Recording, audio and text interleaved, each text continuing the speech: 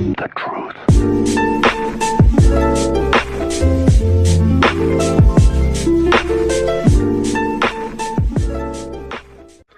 Alright guys, what is up? It's Mark aka BrawlerMark. Welcome back. Today we're going to be talking about top 5 worst champions in my opinion. Tell me what you guys think below. Quick disclaimer, it is my opinion, so you might not agree, but these are characters I think are the worst so far. Right now at number 5, so this is a character who, these are characters who I think are, 5 is obviously not the worst. Number 1 will be the worst character in the game. So number 5 we have Kinessa. I tied her with Bomb King. Reason why they're in this position, they are really strong, high damage. Kinessa's here because her ability to turn into sniper mode, it just leaves her way too vulnerable. Once she's there, it's literally just her standing up and any flank character can just easily get back there and just wipe her out without any hesitation. No trouble at all. This little mine thing she has, I think is one of the worst abilities I've seen in the game. It does like no damage. It slows you down, but it doesn't really do anything. If for her to come out of sniper mode and do all that stuff, because if I'm a flank character, any character that can turn invisible or even Eevee that can teleport, I'm getting right in your face and I'm making sure I got at least one hit on you before you even got the chance to come out of sniper mode. And then because she's damage character, she doesn't have that much health to begin with. You're already damaged, you're already injured, you're moving now. And by then, there's no one going to be defending Kinessa. She's so far back on the map. No one's joining you for any type of fight that someone's getting into. With any other character, if you have tier or anything, you're pushing and you're doing a little bit of damage. If someone comes after you, you have teammates that can just run in, join in. Now it's 2v1 or anything like that. Flank character can't get you out that fast. They can do a little damage and they have to run for your life. But like with Kinessa, any battle she gets into is a 1v1. Nobody's going to be where you are on the map. And these mines aren't going to protect her. The Bomb King, the reason why I'm saying Bomb King is so low is just because Bomb King can't be used if you don't have good teammates. And that can be said for anyone will say like, well, if you have no good teammates you can't win no matter what. But Bomb King is like one of the main ones that are like that. These bombs, they don't go off unless you use an ability to set them off. It's not like they detonate after a certain amount of seconds if you don't time trigger them. So that's another thing. You'll throw these bombs and if someone kills you before you like blow them up, you're just dead and that person took no damage. So for that reason, Bomb King is also number 5 for me. I do love Bomb King though, great character.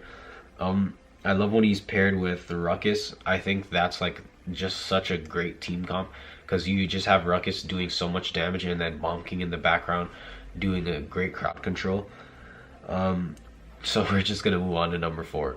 At number 4 we have Maeve, and the reason why she's in this list is just because she's just a weird kind of flank character. It's like, in a way, it's like you don't even want to play her as a flank half the time. I don't know, her move Prowl, it doesn't do that much damage. The Fan of Knives, like, it hits 600, which is so weird because her normal attack could hit up to 900, but you're hitting 600 with this random move.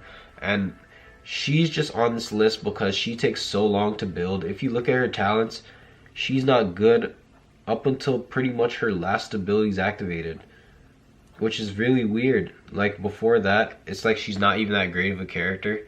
So in summons mode, she's pretty decent. But even then, it's like your team will be getting wrecked for half the game before you guys can come back and now you're doing some heavy damage. I wouldn't even play her as a flank character. When I play her as a damage character. I stay kind of far back behind my tank and I just don't stop shooting because she shoots so far. But as a flank, you have this one move, Pounce, and you'll just like fly forward and they can see which direction you're flying in. It's not like you're invisible at any time. And her ultimate ability, it does stop them from seeing for 4 seconds, which will like, it is game breaking sometimes, but at the same time it is even more game breaking if you could do heavy damage with the ultimate ability and not just like take out their sight for a few seconds. So that's why I'm gonna put her at number 4. I think she is a good character, but She's not that great. Like you can tell. Like if you use certain flanks, certain damage characters, you're game breaker. You can pull MVP so easily and stuff. But with characters like her, it's like people could steal your kill so easily, and her normal attack, you could miss it even if the person is right where you shot them, just because there's a little U that it does like this, and if they're in the center of that, you just completely missed your attack.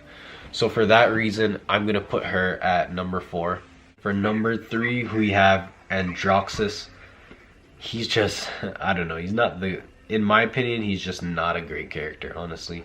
His normal attack, it does decent damage, and but reversal is questionably, it's like it makes him semi-tank, because he's like half of a tank. And the other person I'll say is like that is the number 1 character on this list. Like, if you didn't have a tank on your team and you were playing with someone, like you're one of your friends or something, and you both want to go half tank where both you guys will tank for the game, then that's something different. But Androxus by himself, he's not pulling that much. He's not doing a great job of flanking, but he's not doing a great job of tanking either. He's not doing a great job of being a damage character. So it's like he's just like so in between. Like he's not really doing any job properly, if that makes sense. His ultimate ability is really decent, but he honestly has such little health that when you use it, people won't run. They'll challenge you. So you'll pull it out and people will start attacking you, try to kill you before you can get all your shots off.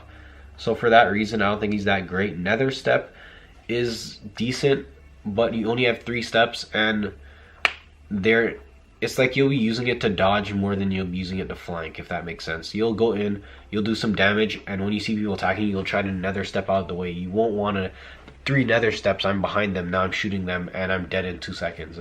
He's not the greatest of characters. He has low health too. He's also one of those characters that I will say is a late game character, just like Maeve, but I would say worse than Maeve. So in my opinion, he's number 3. Number 2 is a tie between Eevee and the new character of, his name's slipping my head, Shaolin. Eevee, the reason why I'm going to put Eevee on this list, Eevee, when you read her kit, you're like, wow, this character is broken. She has a staff, she's dealing 350, she's doing 3 shots, it's slowing you when it hits you. But then, if you use her, you can't spam the shots, number 1. The shots come out super slow.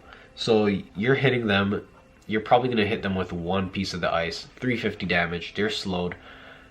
They're going to start attacking you back. You're not doing a lot of damage. She has almost no health. As soon as she gets hit once, you better be teleporting out of there. And her little ice prism thing, like, it says hits 1,100 damage. There are very few people who are going to stand there for that. And the amount of time it takes for it to blow up, for you to get that 1,100 off, is too long. Like, for that amount of time, like, if you waited for that thing to fully load, like, it should get stronger by the more you charge it. And by max, I think it should hit at least, like, 1,500 from the amount of time you have to wait. And it's so avoidable. Like, that is just not that great. Teleport or blink, it just takes way, the cooldown is too long on it, in my opinion. Because this character and her Ice Storm ability, there is literally a delay of her going like, yeah, or she sneezes or something, and then like, it takes so long to come out that like, there's sometimes I'm literally like this, just holding it, charging it, and then I just get like 3 attacks and I'm dead, and I'm like, oh, that's great. I guess I'm not ever shooting this into a crowd. And it's like, you have to like hope that you're like probably sitting in grass and nobody notices you were there to shoot into a crowd. But it's almost impossible to just stand up in someone's face and fire that off, which is so weird, because like, it would be actually decent ultimate if it came out faster. And Shaolin, he's in here for the same reason. He's just really underwhelming, too low in health. And for that reason, I'd put them both at number 2. I think they can, I would say, either a health buff or some kind of skill buff. For him, this impaler arrow, it hits too low, because chances of you stunning with it are slim unless you're going for a specific character standing near a wall. but hitting someone into someone, that's very situational. So it's not going to be stunning every time. And withdraw isn't that great, to be honest. It's just like a mini flank move. The cooldown on it is so high. The cooldown in Arrow isn't that bad, but the damage is lower than his normal attack, which doesn't really make any sense. So for that reason, I'm putting both of them at number 2 for second worst characters in the game. For the number 1 worst character in the game, we have Terminus. He is just not good. Like, in my opinion, I feel like he just, first of all, his normal attack, which is weird because you have Xin, who, if you use Zin's normal attack is almost the same as Terminus's attack, but Zin's normal attack hits wider, does decent damage. Terminus, first of all, we have to consider his role. He's the front line, he's a tank. He doesn't play a tank position. He's literally running in, he's attacking random people, and then your teammates are so open to, if you look at any other tank in the game, they're dropping shields, they're protecting you, they're blocking you, they're doing something, right? This guy is just rushing in, so he's what I would consider a half tank, just like I was saying with Androxus. If them together would be one character, technically, because they'll both be taking up soaking damage. But him by himself, he's not soaking up that much damage. You can, like, obviously at the end of the game, you would have technically soaked up so much damage because he has so much health that when you're taking damage, you're technically absorbing damage. But even the shield that he does, it's so small, and the cooldown on it is 14 seconds. And literally, it's literally so small. Like, attacks can go right past it without even trying to go past him. Like, you can literally be Tira or Victor, right? And you're just doing an attack like this, and he'll block like 2 of the shots, and every shot just went past him. Everyone behind him is taking that damage, which is like so bad. And his ultimate ability, where he comes back to life, unless you're just trying to grab the point and hold on it, which isn't really that useful, honestly. It takes so long to charge up for you to come back. Nobody's going to stand in that radius and take that 2,000 damage. And when you come back, you're standing there and everyone is going to just wipe you because they've been seeing you charge this up for like 5 seconds. And then you're just like, alright, as soon as he spawns, I'm wiping him out. And most of the time, when you're doing that, your team is still going to be fighting. Everyone's going to forget you because you can't be hit. And they're just going to rush and kill everyone else. And that was the same problem with EV2. When you turn into that thing, that ice thing, everyone's moving away from you and they're going to go kill your teammates. And for that reason, I'm putting him at number 1. If I see him on my team, I wish I could like type fast enough, like, because in siege mode, people will literally just click and press check right away, so you can't back out. And you're just like, no, why did you choose him? Like, please choose anyone else, literally. But that's it for my top 5 worst characters. Technically it was 7 characters, but that's my top 5 worst. Tell me who you guys think is the worst character in this game down below in the comment section. Tell me who you think your top 5 is, and I'll see you guys in the next one. Hope you guys enjoy this video. Leave a like, leave a comment, thumbs up, subscribe if you're not subscribed already for more Paladins videos, and I'll see you guys in the next one. Peace out.